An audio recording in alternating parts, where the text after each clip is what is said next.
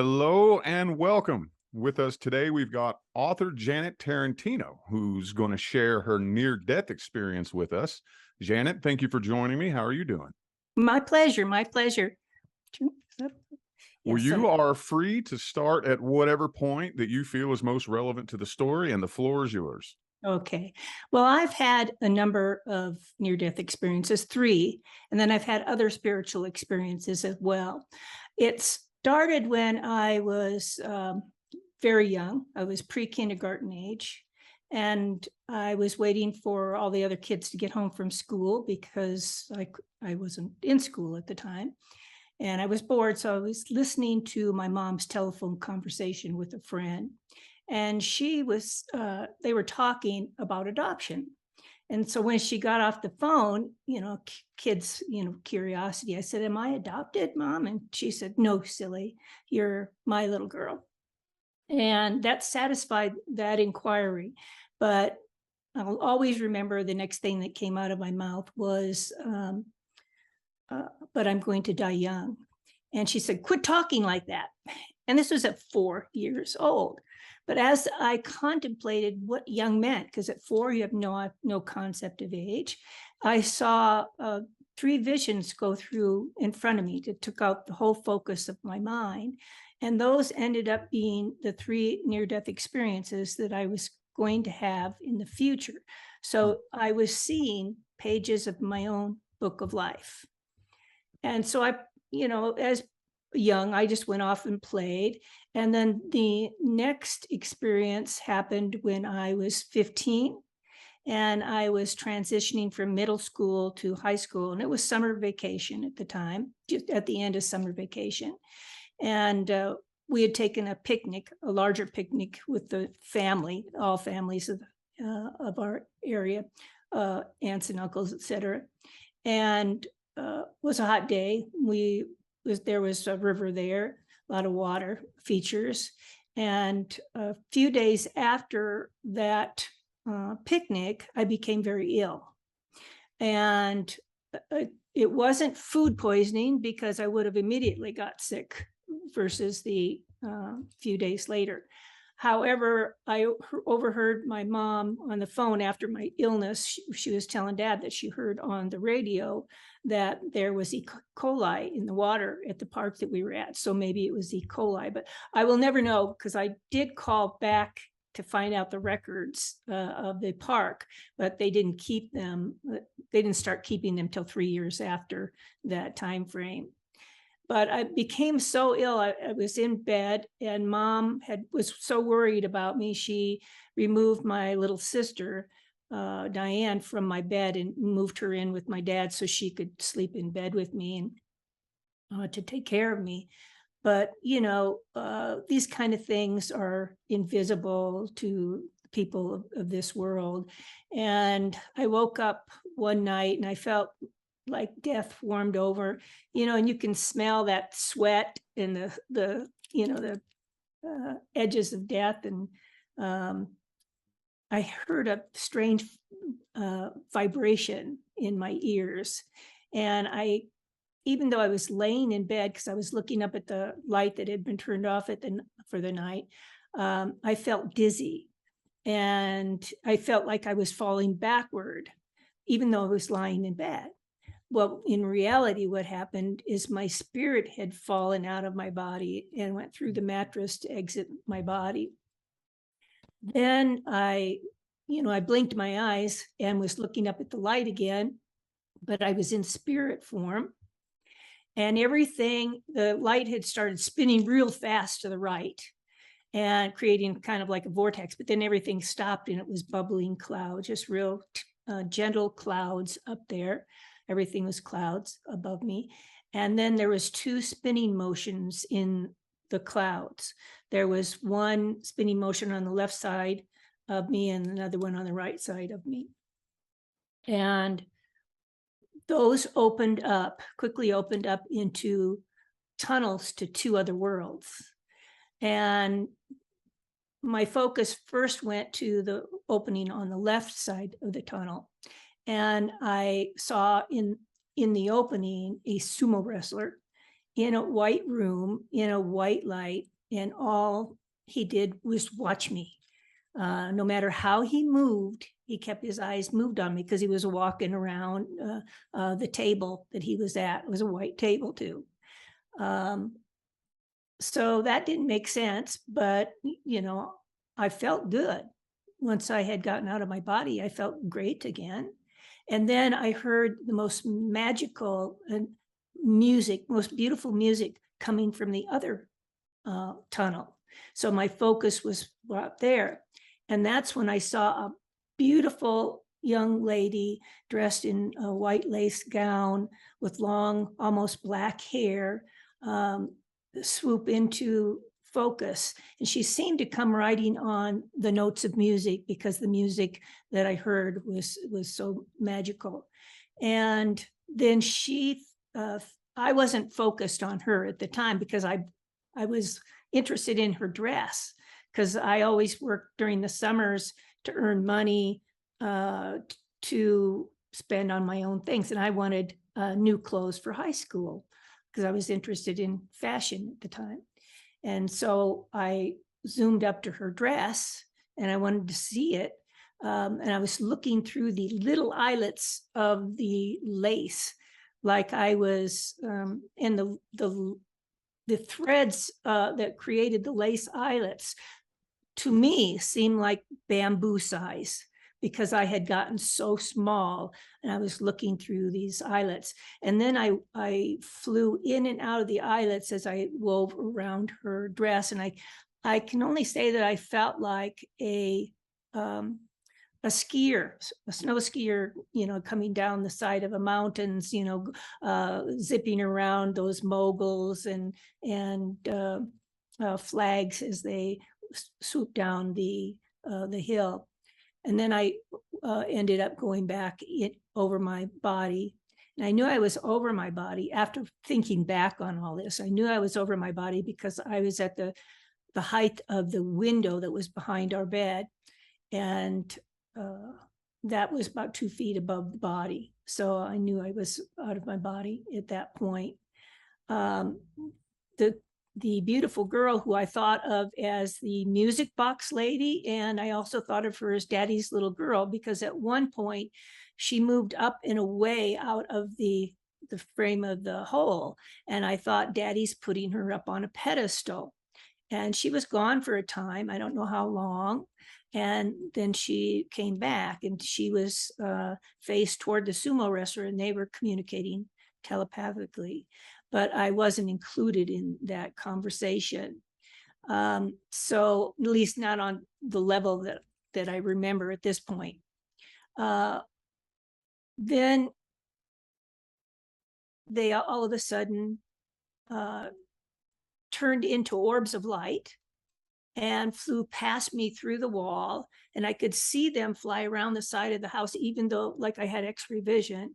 And then they bobbed up and down in my side window of my room and watched me for a while until they left, because one of the balls of light left for a while and then came back. And then they talked. I could actually see them turning. One was turning, talking to the other one. And then they both left and I settled back into my body. And what I came to realize from that was the sumo wrestler is my guide, my angelic guide, which they call in the Bible a watcher angel or an observer. That's actually in the Bible, or you can call him, my master guide. Depends on what terminology. I like to work with both because everybody's looking for the same thing. They're just using different terminology. I want everybody to be included. And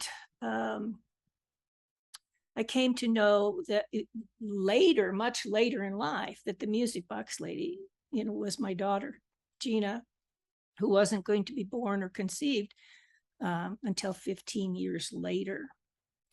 So as a teenager, you're more interested in, I was really interested in getting involved in school because I was on a golf team and I went tennis team and I wanted to be involved in the school dances and basketball games, etc. And so I pushed all that stuff behind me and just forgot about it. I didn't forget about it, but I put it out of my mind. And then after I got married and had 3 children, we separated and got a divorce eventually. And then I was a single mom with 3 children. And I think it must have been my upper 30s at that particular time. And my parents had called and asked if they could have the kids for a while, because they lived over 800 miles away. So they didn't get to see the children that often, nor me. And so I said, sure. And so they wanted them for a month. So we made a car day, driving out to Boise, Idaho, because at the time I lived in Denver, and we loved road trips. And what that did was God put that in their minds to invite the kids to be there for a month, because it got them out of my vehicle for what was going to happen with my next near-death experience. And I have no doubts about that, because he guides us throughout our lifetime, all of us. And so after I had dropped the kids off, stayed a while, I returned home, and I loved decorating with flowers out on my deck. So it was a beautiful day. I had come back a couple of days early so I could have a couple of days to myself before I had to return to work. And so I went and had a cup of coffee with a friend, and then stopped at a flower shop and picked out all my colorful flowers that I wanted to decorate with in packets of soil, and turned out of the parking lot and headed toward home. Well, in that area, there was the 3 lanes going in each direction. And so there was no cars. They were way off in the distance. So I was of no concern to me when I was headed home. And there was only 1 car coming in the opposite direction, but that was going in the opposite direction. So it wasn't a concern either. So I turned right and got into the lane that I was supposed to be in. And I moved over to the middle lane and stopped at the traffic light that was just down at the next corner, not far from the flower nursery. And I sat there for a minute, imagining my flowers, as planning for the day. And then when the light cycled, I pulled through and headed down a steep hill. Right there was a big steep hill, went way down and way back up on the other side. And I noticed that I was catching up to a car going in the same direction that I was in, and the car was in the same lane I was in, and I wasn't speeding. So I analyzed the situation, and my whole job was analyzing. And so I looked at the entire area, and there was a park off to the left and a grassy area off to the right. But he was stopped at the bottom of the hill where there was no road, no cross street, no cross light, no walk of it. There was just absolutely nothing down there that he could have stopped for. And since there was a park on the left, I was worried about children. Would a child have tried to cross there, trying to get to the park or on their way home? So I didn't know what direction they might be going if there was somebody there. So I chose to stop behind the car. And then when I stopped behind the car, I looked in my rearview mirror, and I saw the light had changed again. It must have cycled maybe twice or something like that. Anyway, all these cars were coming down the hill toward us. Every lane was full, and I knew nobody could deviate from their lane. And when I looked in the rearview mirror, and I saw there was a pickup truck behind me, and I could see that he was looking off to his right as if he was checking if there was a car there so he could change lanes. And I knew he couldn't. And he didn't see that we were stopped. And I knew he was going to hit me. And I had thought about my seatbelt, because I had just left the flower nursery. This was on maybe a block and a half from the flower nursery. And I was going to fasten it on my way home. Well, now I didn't have time. So in my mind, I yelled out, and I said, "Oh God, he's going to hit me." And all of a sudden I heard a voice give me instructions. It said, lay down across the seat and cover your face. Well, I was the only person in the car, but I didn't have a choice. I did what I was told. And so I laid, to my right across the seat, and I covered my face, and I kept my foot on the brake because I didn't want to be pushed into the car in front of me. So I was trying to stop us from doing that as badly as it probably would be. And then I felt the first impact, and I opened my eyes. I thought, oh, that wasn't so bad. And when I brought my arms down, I was looking up at a window, and the window was shattering in slow motion. And then I could feel an invisible arm come under my shoulders and an invisible arm come under my knees. And I was picked up by an invisible being that I couldn't see, but I could feel. And then all of a sudden, I was above the scene looking down through a hole in the clouds, even though it was a cloudless day, because it was 70 degrees and beautiful blue sky with not a cloud in the sky. But so I was thrown out of my body, and I was now in a different dimension looking back into this one. Well, in the first NDE, I was looking from this world at the two other dimensions. And in this second one, I was in another dimension looking back into this world. And I could feel the presence of an angelic being because I could feel the touch of their hands on my above my elbows on my arm. And I watched it for a while, and all of a sudden I was snapped back into my body, and I was in the front seat where I had started. But what I didn't realize until much later is I had been thrown around that car because the window I watched shatter was the rear window, not the front window.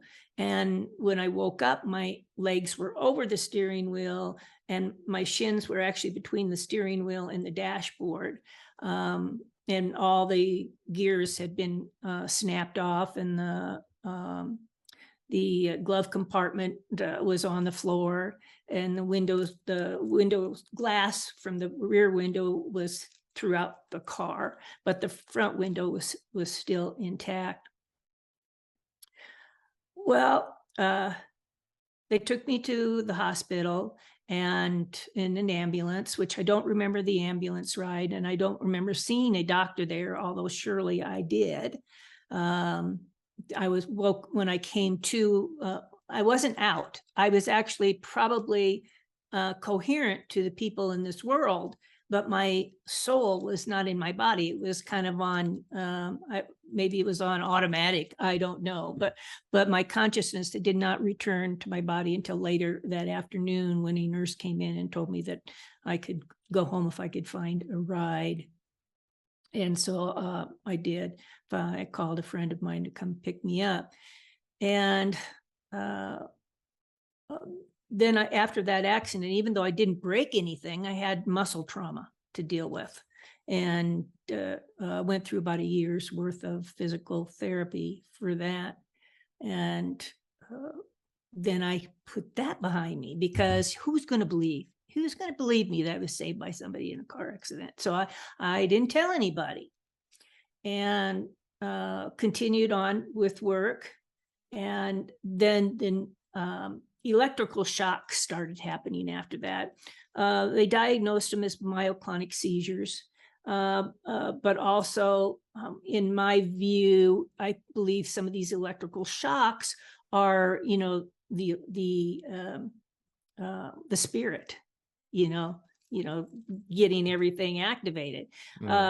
So I went through a difficult time 6 years after the accident with all these strange things that happened. It was like my world fell apart overnight, because I started stuttering. I started get these electrical shocks, started to feel like a parakeet-sized mosquito, where it zap you, and you know how you hit mosquitoes where they they bite you, Mhm. sting you rather.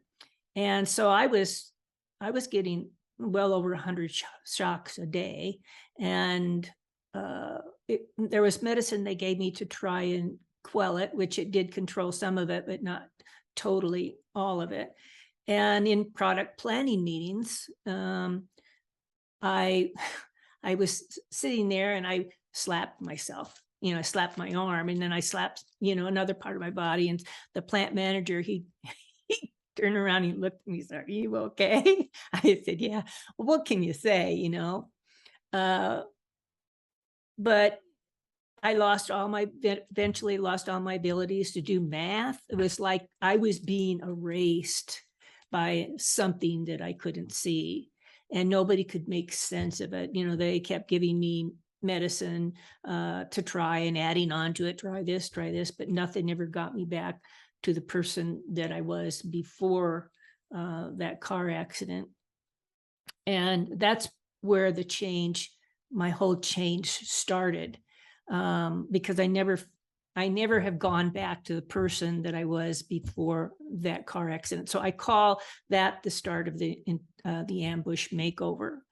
Well, because nobody could figure out what was happening to me, my husband, who was actually the friend that I had stopped to have coffee with, and he and had a cousin which he hadn't seen for years, and I had never seen.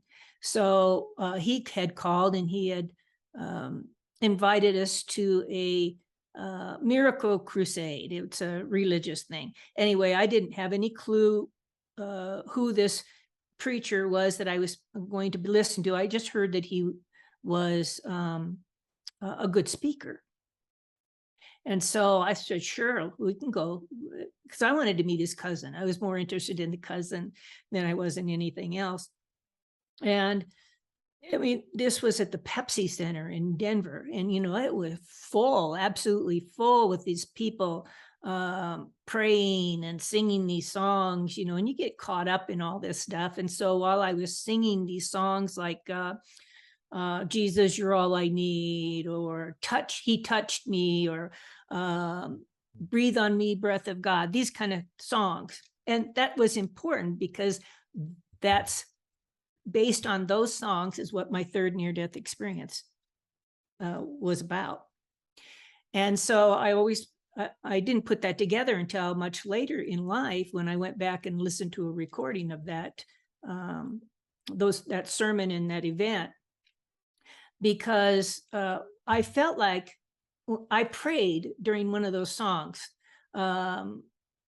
I think it's "Jesus, the Savior of My Soul." I think that was the song I was probably singing to. But you don't realize that when you're praying with songs, you're using the words to the song in your prayer. And so I was singing, "Heal My Soul." And I felt like I felt a touch on my head. And even though I was in the crowd and the speaker was not on the stage, he had gone to take a break, and it was just his choir that was singing, and the crowd was singing with the choir.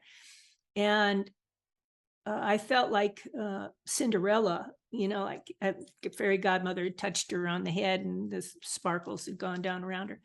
And I told my husband, I said, "Something happened in there." And then I said, "Give me some math problems, something's going on here." So he gave me some math problems, and then I could do them. So I got a partial healing that night, but the entire healing that I was to get was to come 2 years later in my third near-death experience.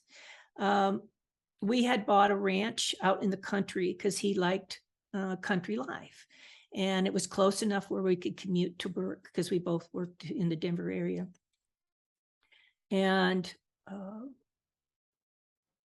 while I was doing chores, after I was doing chores, I would come in the house and I would feel congested. And I thought maybe it was I was allergic to the hay or to the animals or something. I didn't know what was causing it, but I had a real difficult time breathing in the house. And so I was taking decongestants to clear up my sinuses.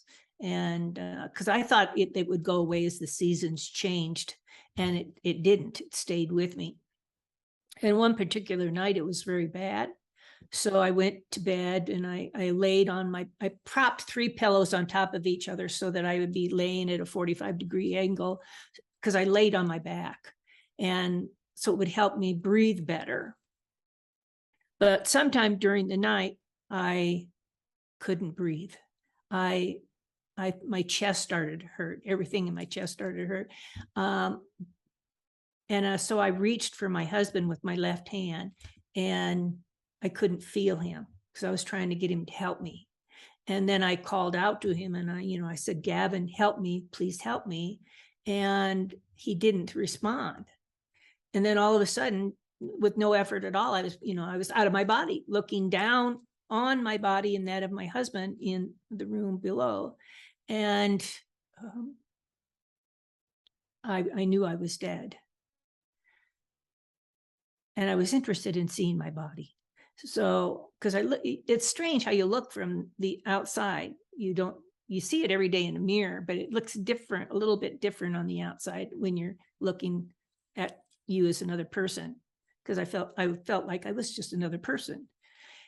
And so I zoomed in to look at myself from different directions, and then I went back up to the. Actually, I went back up to the ceiling height a little bit higher where the roof would have been, but everything had melted away. The roof had melted away so that I could see everything, in my room. And when I looked up, I saw only darkness, which made sense to me because it was the middle of the night. So, I wasn't fearful about what was happening. I didn't totally understand what was happening at that moment. But then while I was out of my body, I started feeling the download of information that people talk about getting, and I felt free. I felt like I had taken the biggest, freshest breath that I've ever taken, because I felt like, finally I can breathe again. And I felt magnificent because I was floating in love, peace, and tranquility that, is hard to explain.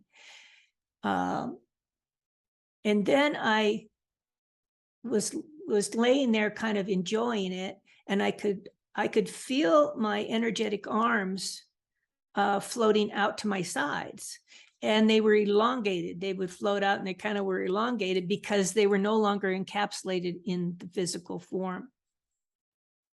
And then I saw a silver cord float by in slow motion from left to right in front of me and above me, in an atmosphere of no gravity. And I didn't know what that was at the time. And then as I could see a light coming toward the room from the right, and it was coming in a slight S-shaped curve toward my room. But I wasn't afraid of that, because I was more interested in was going on down at my body, because I could see something lifting out of my feet, my physical feet. And it was a misty blue essence, a shimmering essence, and it lifted up out of my feet, then it lifted up out of my ankles and my shins, and then up to my thighs. And when it totally released, it started drawing up to me. And I could feel my energetic arms, folding into my body, and those legs that were spirit legs that were coming out of the body, pulling up toward me, because I was the spirit consciousness that had already left the upper part of the body. And I had watched my spirit body leave the lower half of the body, because I had stretched to get out of the physical form. And that silver cord is the tether that keeps us attached to heaven, and sometimes to our body too. Finally, I could feel myself morphing into a different shape, because I was a blue transparent shimmering blue essence of a person. And then I transformed, as these things pulled up, into the shape of an orb. and I was sitting in a wand of love, similar to a wand that kids would blow bubbles. And that ties this experience back to breathe upon me, breath of God. And my vision went through a fishbowl effect as the morphing took place. And then all of a sudden, this light comes into the room, and a ball of light, again, just like the ball of lights in the first one. And it grew up into a light being, who I didn't know who was at the time, because I couldn't see his face. I could see his hair, his gown, the rope tied around the waist, and he had his own arms open wide in a gesture of welcome.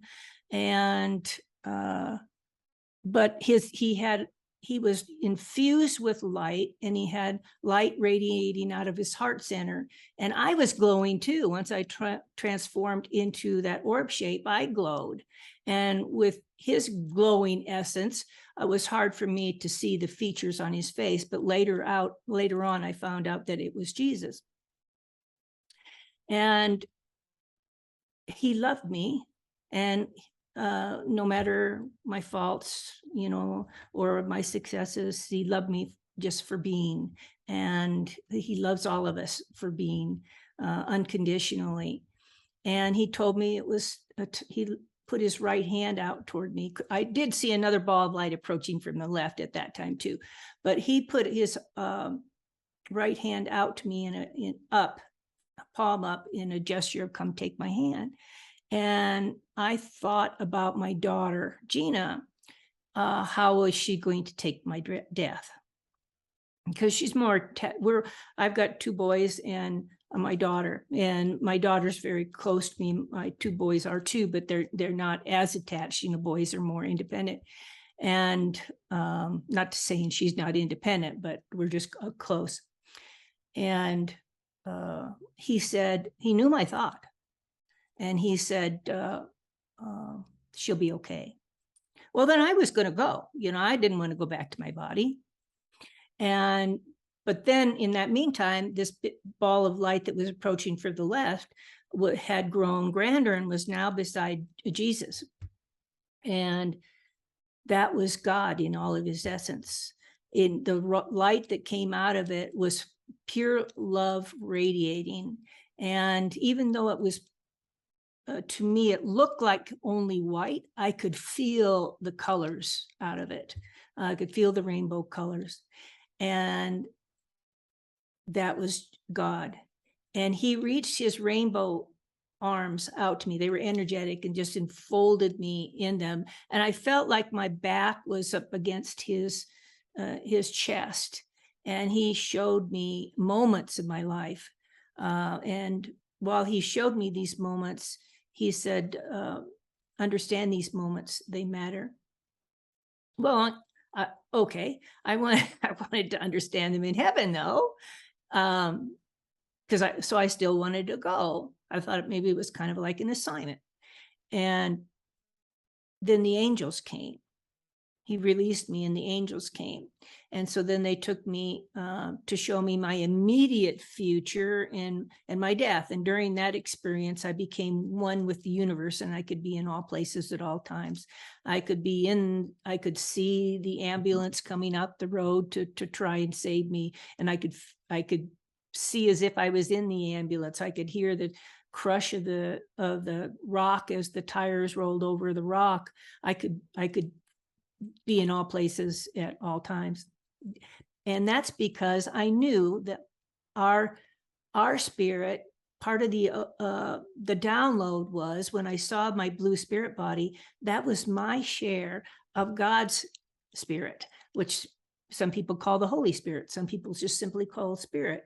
But that is our portion. We each have a portion of God's spirit living inside of us. And that's why he says that he lives with us. He experiences life with us, because he really does, because his spirit is inside of us. And through that spirit, he can see, Jesus can see, all 3 of the superpowers live life with us through our spirit.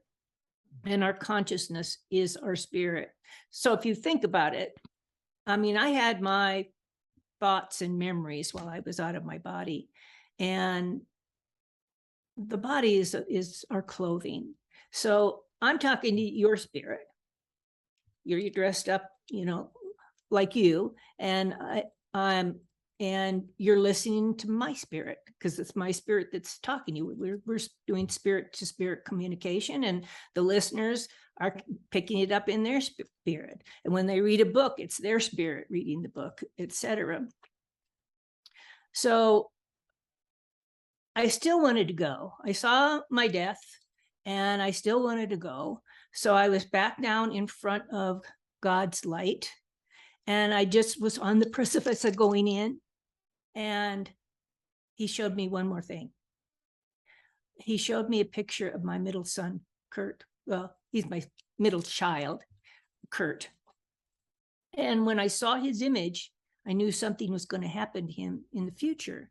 And if I didn't stay to support him through that difficult time, he would go down a pathway that would not be so good for him. Now, how would I know that unless it was planned? So just like Gina was going to be my daughter, I must have had an agreement with her. And somehow I must have had an agreement with Kurt to stay for him, to help him through a moment in his life. And so that's when I said, I told Jesus, I'm not ready to go yet. Well, he was happy. He was elated with my decision. And that's when I sat back. I had turned back into, because when I was in the ball of light, when the angels came, I transformed into a white translucent form of a person.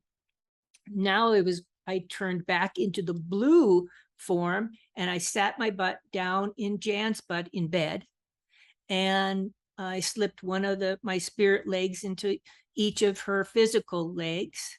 And then while I sat there, I grabbed my spirit knees with my spirit arms, and I rocked back and forth in her body until I had enough momentum to lay down, snap back into her body, and help her sit up and gasp for air. And that's when she was able. And all the while I was re-entering my body, I heard a voice from heaven saying, the only thing that matters is love. The only thing that matters is love. All the while I re-entered it. So that reverberates in my soul thousands of times a day. And so I think about how the words I'm going to say, is this how I express my love? I'm really trying to be careful about, what I say, because words are powerful. They carry energy too.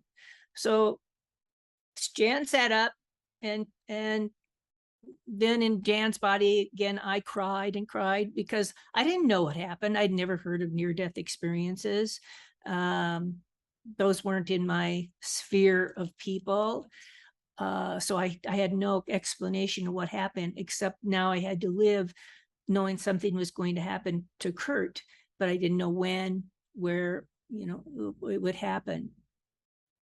So I was always waiting for the other shoe to drop. Well, God did coordinate it there so that I would be with him during the time frame that he needed help.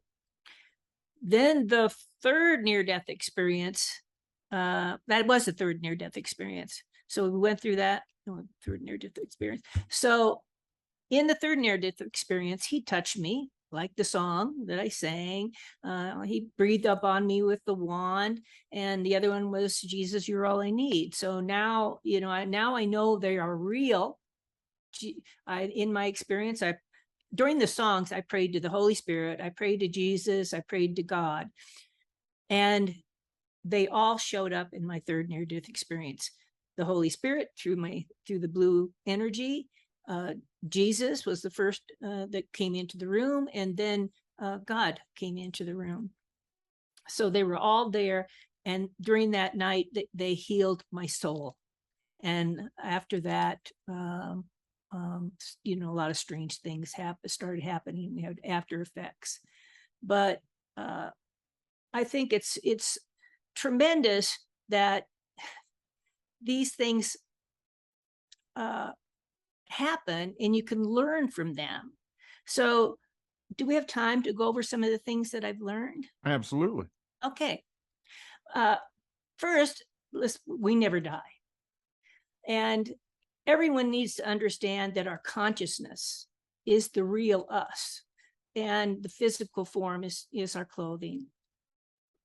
And after after I left my physical body, I had my thoughts and memories of who I was and who Kurt was and who Gina was. And I also know that after the remainder of my spirit energy totally exited my body and it drew up to me, all the superpowers came together. And I've then picked up abilities to see auras at times. And after changing into an orb of light during these experiences, and these orbs of lights coming in during my first near-death experience, and then the orbs of light in my third near-death experience. The orbs of light left in my first one, and the orbs of light came in my third near-death experience. I find orbs very fascinating. And in relation to God's spirit living into it, that even that's in the Bible, where he promises his Holy Spirit and as an advocate that will lead us and guide us through a lifetime. So if we listen to our inner thoughts, because that's how they communicate because they don't have a body, they don't have a voice box, so they communicate through our thoughts and through our feelings, like that gut feeling, etc. So if we learn to listen to those messages, then it will guide us along the best pathway. So the best pathway, there's also a verse in the Bible that says that God says, I will guide you along the best pathway. It doesn't say that there's only one pathway. So he protected me in that near-death experience, and then he made me over into, during the difficult time, he made me over into the person that he wanted me to be. And even though, due to my Christian upbringing, I've referred to God as a male figure because he's actually a super consciousness energy of light, and he's genderless. But it doesn't. How do you refer to that? It, right? So he sounds so much more. I want it to be more personal than that. And as you can tell from seeing those moments when I was 4 years old, pre-kindergarten, that I discovered that certain moments of our life are preordained to occur. But not everything is planned, because our choices determine what pathways we take and what we'll learn along that way, just like a vacation. But the educational moments that are preordained, like my 3 NDEs, will happen no matter what direction I go. So they may have manifested in a more difficult situation on a different pathway versus the one that I was on, or maybe this was the worst, I don't know. But they'll happen no matter what, because we've chosen those. And even these preordained moments is reflected in the Bible. And I am referring to the Bible a lot because they're there too, just like we talk about them in the spiritual community. It says, I saw you before I was born.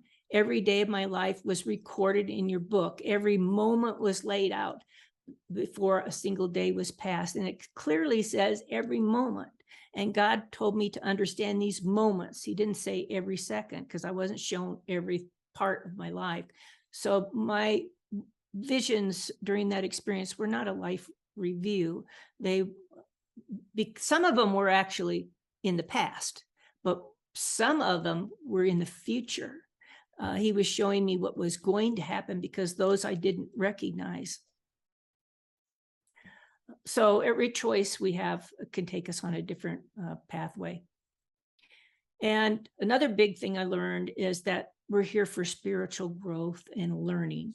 Every pathway we choose, every decision we make, and how we react to these situations makes us grow, because we're here experiencing life and growing. We're allowed to make bad decisions too, because we grow through those. Those are actually the situations that we grow through most, because, and it's a growth situation. And if we don't realize what we did wrong, we need to understand these moments.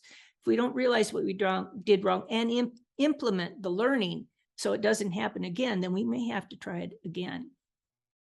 So that brings us to the divine counsel. And some people might ask what the divine counsel is. And it's a council of elders that I found myself in front of, and they wanted to know about what I learned about judgment. I call it the veiled lesson plan, because then I was taken up one night after the third near-death experience. I kept having more spiritual experiences. Some people, some NDEs, NDEers, continue to have other experiences. Have you had other experiences? Not really. I mean, I kind of, but not anything that feels like it was out of my control. I kind of feel like I was nudged towards it. Okay. Well, this night I went to bed and read a book. I used that kind of like my hallmark moment to wash away the day and get my mind focused on relaxing. And I lay down and went to sleep. And then I found myself in front of these elders in this white cloud area. And they wanted to know about what I learned about judgment. And I was happy I had, because they had organized, I'm getting ahead of myself. Anyway, I had judged people from my youth, and I had carried those judgments into my adulthood. And so I showed them where I formed the judgment. And then I had, because I had thought back, and where did this judgment come from? And I realized I had misunderstood something somebody said, and I had taken that to be true. And then I had also listened to somebody else's opinion of another person, and I took that to be true instead of doing my own discerning. Yeah. But they were very happy with everything that I showed them, because everything played out against the heavens, what I learned. And as I was being sent back to my body, and they were happy, they made it known that they brought Bob into my life, my husband, for a special lesson plan. And his special lesson plan this lesson plan was for both of us, not just for me. It was for both of us. And he's very analytical, and he has a high position, and he deals with facts. So he was skeptical about, my experiences, but he went along with me on interviews because I collect stories. And then he realized strange things happen, because they started happening after each experience, because you're reliving these things, and that energy, both of your energies, grows again, and the lights flicker, or the TV comes on by itself, etc. So he after a period of time, he could no longer discount it. And plus he had to redo my computer 4 times in 2 years, because I kept knocking it out of service. But the elders are the ones that plan our lessons. We choose what we want to learn, and they plan how they will be manifested. Because when I went back to my body, I said, that was so cleverly laid out for me to learn. And they were happy that I had grasped the learning. So, we're not aware of how things will manifest, even though we have picked what we wanted to learn. And it was incredible how they brought Bob into my life, because he lived on the other side of the world. So it took incredible planning to bring us together. And we've already talked about the soul contracts. That shows that Gina had a contract, Kurt and I had a contract, and Bob and I had a contract. So we have special people in our life that we have contracts with. And no doubt in some people, they pick their parents. So there's a contract there.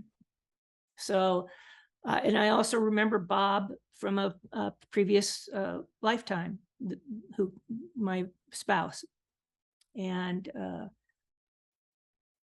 this brings us to life's notable moments. And as I mentioned before, these are scheduled events. So it's imperative that we look in the rearview mirror and look back on these moments. Make a list of the most significant moments in your life, both bad and good, and look at the people around them, the significant players, and what did you learn? How did you grow through those experiences? And if a person has a difficult situation that keeps cycling over and over again, like always finds the wrong woman or man, and so why does this keep happening to me? Well, you haven't learned the lesson. You haven't learned how to adjust the situation, or it might be an addiction, or it might be something else.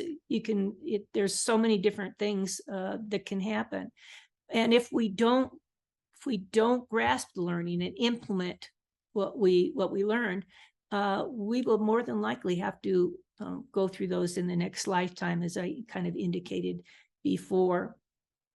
And regarding the orbs, I want to cover that lastly. Since I was an orb, and all these spiritual beings came and left as orbs, I find orbs very fascinating, like I said.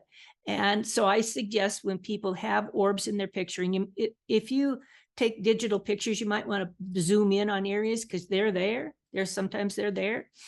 And put those pictures in a separate folder. And over time, you'll see where they normally are located. They're normally either to your side or behind you.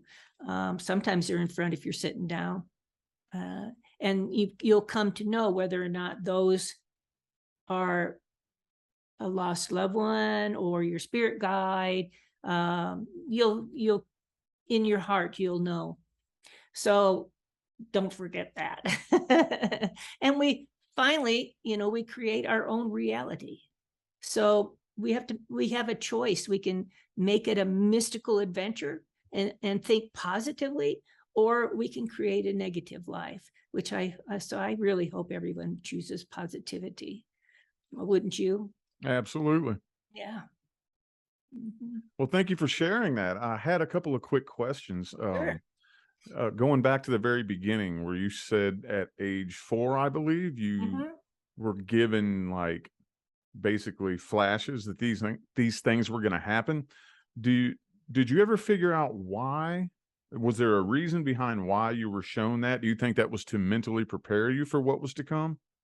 I just think it happened. I don't think it, because I had no concept of age. At 4 years old, you don't understand anything like that. But I think it's for the bigger picture, because I didn't talk about these experiences. And I guess that's a good question, because I didn't talk about these things. And I went for a soul painting at one time, and I had saw my soul because I came across a coupon, and she said she paints the soul paintings. So I made an appointment with her, and because I wanted to see what she'd paint. I thought, oh, if she has something blue, maybe she knows what she's doing. And so my daughter and I went, and she asked me if I knew what a soul painting was, and I said, well, no, not really. And she said, well, I connect to the heavenly records, and they divinely inspire me to paint a message. And the message isn't for me. She said, the message should be meaningful to you, to the sitter. And so as she was painting a circle. She said, oh, here's a circle. She said, isn't that interesting? And it took an hour. The whole session took an hour, and the colors were indicative and meaningful to the painting too. Orange was creative, yellow was intellectual, etc. Purple was intuition, and pink was love, etc. And 45 minutes into her painting it, I started to recognize what she was painting. She painted Jesus with his open arms and God, the light next to him. And I was blown away. I was in tears. I said, oh my God, I know I'm supposed to do something with this stuff, but what am I supposed to do? I didn't know. I had tried sharing it previously with, lackluster results. And so I started to keep quiet. And so I went home, and that was just at the same time that Heaven is for Real, the 4-year-old little boy, came out. And then when I went to see that, he saw the same Jesus I saw. And he talks about the Holy Spirit being blue. And so in his book, everything was blowing me away. So I sat down, I looked up at heaven and I said, would you just tell me what to do? Because I don't know what to do. And so that night I prayed. I'm not a religious person, but there's certain points I said prayers. And this one I went to bed and I said, dear Father in heaven, please tell me what to do. And if I don't get an answer tonight, that'll be my answer. And I'll know I don't have to do anything. So I phrased it so that if I didn't get anything, I didn't have to do anything, because I had analyzed myself and I thought, I'm not a writer, I'm not a speaker. And so, because I didn't want to get out of my comfort zone. Everybody wants to stay in their comfort zone, but so I went to sleep, not thinking I'd get an answer, nor wanting an answer. But the next morning I woke up and he showed me visions of me writing a book and of me talking about it. And then I knew I had to do it. So he had showed me that we have a tendency to set up our own limitations, and he has more expectations than that for us. We can overcome them with little steps and with the help he puts in front of us and around us for us to find, because it's like a treasure hunt. I guess you could call life a treasure hunt for these things. We can do more, and especially with his spirit living inside of us. It may take baby steps, it may take years, but we can get to where we want to be if we just go forward instead of staying stagnant. So Absolutely. That's why all these things happen, because of that book. He wanted me to write that book with all these things in it so that people will understand that he loves us unconditionally, that we never die, that he lives inside of us, and that life is an adventure. Wow.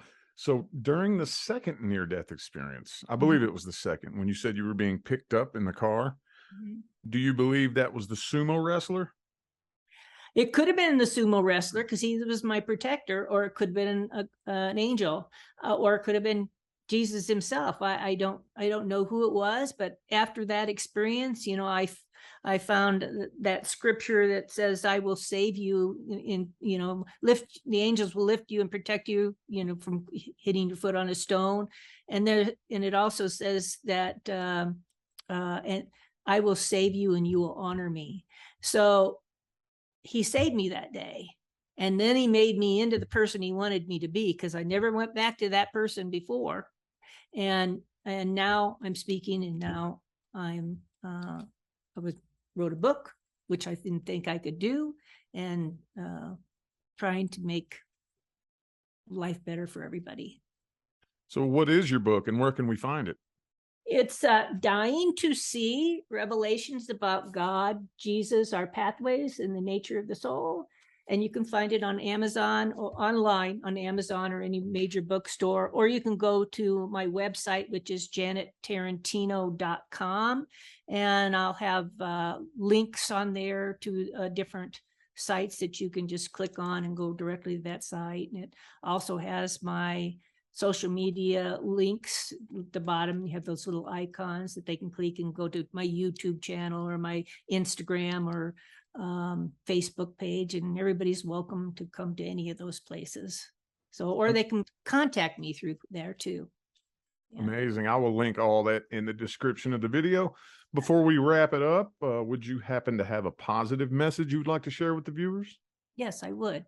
I would like to tell them to go to bed every night and wake up every morning wondering what God will place in your pathway for you to discover, or the person to learn from, because life is the most mystical adventure we can ever have. So let's make it a good one. Awesome. Thank you so much. That was an amazing interview. I greatly appreciate you being my guest. You have a good day, and I wish you the best. Thank you. Bye bye. Bye.